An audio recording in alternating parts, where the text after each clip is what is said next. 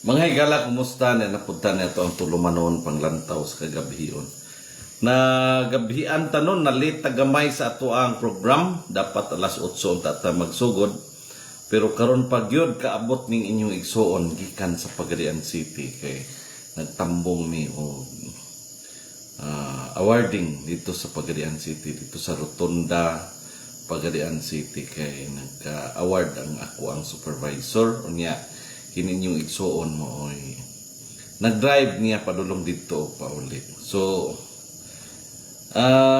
daghang kaayong salamat no sa tanan nga mga nag-support ani atong program panglantaw sa kagabihion. Atong shoutouts Lilian Martinez Tubigon, ato ang number 1 nga supporter, Fia Alona Flores Loningning, Pastor Yong Monleon Higangay Jr. and Arturo Tubigon Jr. Daghang kaayong salamat sa inyong pag-like o pag-heart ani ato ang tulumanon. Ibalo ko daghang naghulat no kay nga ato ang topic karon, it's about is a transgender woman, a woman mo manay pag-ukaron nga trending mga igsoon. So tonight I ask you not to react immediately, not to type angry comments, not to raise your voice before listening, because the question we are about to talk about is not simple, not shallow, and certainly not something that can be settled by insults or slogans. Tonight's question is this: is a transgender woman a woman? At first glance, it sounds like a yes or no question. But in reality, it is not.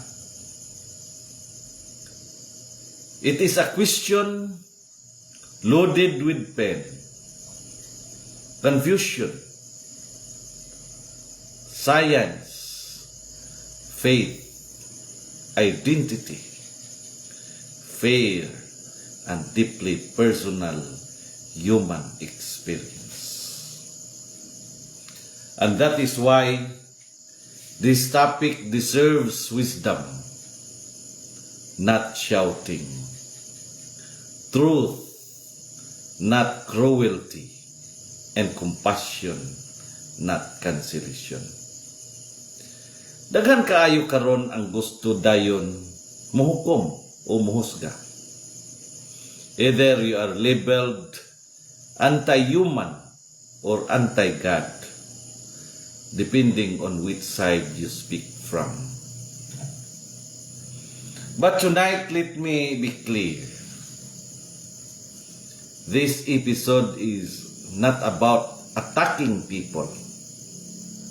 This is about understanding the difference between identity, biology, belief, and human dignity. Because if we lose dignity in the conversation, we lose our humanity. Let us begin with this truth. Every human being has inherent worth, not because of gender, not because of orientation, not because of ideology, but because they are human. Genesis chapter 1 verse 27 tells us that God created humanity in His image. That image is not erased by confusion, struggle, or brokenness. No one stops being human because they are struggling with identity. Bisan unsa pa ang kalibog sa usa ka tawo, dili na makapawala sa iyang pagkatao. Now let us talk about biological reality. Because truth matters. Biology tells us that sex is determined by chromosomes, reproductive anatomy, and psychological function. From a scientific standpoint, male and female are biological categories. A transgender woman is biologically male, even if they identify as female. Saying this is not hatred. Saying this is not violence. Saying this is a statement of biological fact. But here is where many conversations break down. People confuse biological sex with gender identity. Gender identity refers to how a person experiences themselves psychologically and emotionally. And yes, for some people, that experience is deeply painful and conflicting. And there is where the church and society must be careful. Jesus never denied truth, but he also never crushed broken people. John chapter 1 verse 14 says that Jesus came full of grace and truth. Not grace without truth. Not truth without grace. Both always together. Daghan kayo karon ang musulti og truth nga walay gugma. Ug daghan pod ang musulti og love nga walay truth. Both are dangerous. Now to answer the question directly but responsibly. From a biological and biblical standpoint, a transgender woman is not biologically a woman. Scripture affirms the created order of male and female.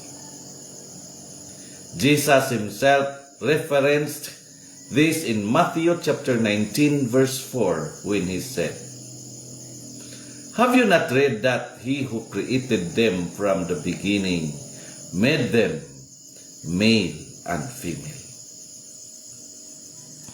But here is the crucial point that many miss. Disagreeing with an identity claim does not give anyone the right to dehumanize, mock, harass, or abuse. This Romans chapter 12 verse 18 tells us, if it is possible, as far as it depends on you, live at peace with everyone. Peace does not mean pretending biology does not exist. Peace means speaking truth without cruelty. The danger today is not discussion, it is extremes. On one extreme, people say, if you disagree, you are hateful. On the other hand, or on the other extreme, people say, if someone is transgender, they deserve ridicule. Both extremes are wrong. Daghan kayo sa social media ang murag nalipay pa sa kasakit sa uban. But Proverbs chapter 24 verse 17 warns us not to rejoice when others fall. That includes emotional and psychological suffering. Now let me say this clearly. I want you to listen carefully. A transgender person is not your enemy. They are not your threat. They are not your joke. They are human beings trying to make sense of themselves in a very confusing world. But at the same time, society cannot be built on feelings alone. Laws, sports, medicine, and education require clear definitions. And it is not discrimination to say that biological sex matters in certain contexts, such as women's sports, medical treatment, or safety spaces. This is where wisdom must guide policy, not emotion alone. Ecclesiastes chapter 7 verse 18 says, "It is good to grasp one thing without letting go of the other." Meaning, bold compassion without abandoning truth. Sa atong nasod, daghan kayong isyu ang ginadala sa gawas or ginadala gikan sa gawas. Culture wars nga dili pa gani nato fully masabtan. Gipasukip dayon sa atong panimanay, simbahan o eskwelahan. We must be careful not to import confusion without discernment. At the same time, we must also guard our hearts against cruelty disguised as righteousness. Jesus was very clear in Matthew chapter 22 verse 39. Love your neighbor as yourself. He did not say, love only those who agree with you. So what is our rule as believers, as Filipinos, as human beings? First, speak truth without arrogance. Second, refuse to dehumanize anyone. Third, protect biological reality where it matters. And fourth, offer compassion where pain exists. And finally, remember this. Identity confusion is not the deepest problem of humanity. Sin, brokenness, and separation from God are. And all of us, straight, gay, transgender, conservative, progressive, stand equally in need of grace. Pariharat tatanan sa atubangan sa Diyos. Romans chapter 3 verse 23 reminds us that all have fallen short. No category of people gets moral superiority. So tonight, instead of asking only, is transgender woman a woman? Maybe we should also ask, how do we speak truth without becoming cruel? How do we defend reality without losing mercy? How do we protect children without hardening our hearts? How do we stand firm without becoming hateful. Because the real crisis today is not identity. It is the loss of wisdom, humility, and love in public discourse. Ug kung makabalik lang unta taana sa kalinaw sa pakigpulong, sa kahinay sa paghukom, ug sa kalalom sa pagsabot, mas lig-on unta ang atong nasod, simbahan ug komunidad. Truth matters, people matter, and grace must always lead the way. This is not an easy conversation, but it is a necessary one. Kini ang panglantaw sa kagabhion diin ang kahayag nagadanag bisan pa sa kangitngit.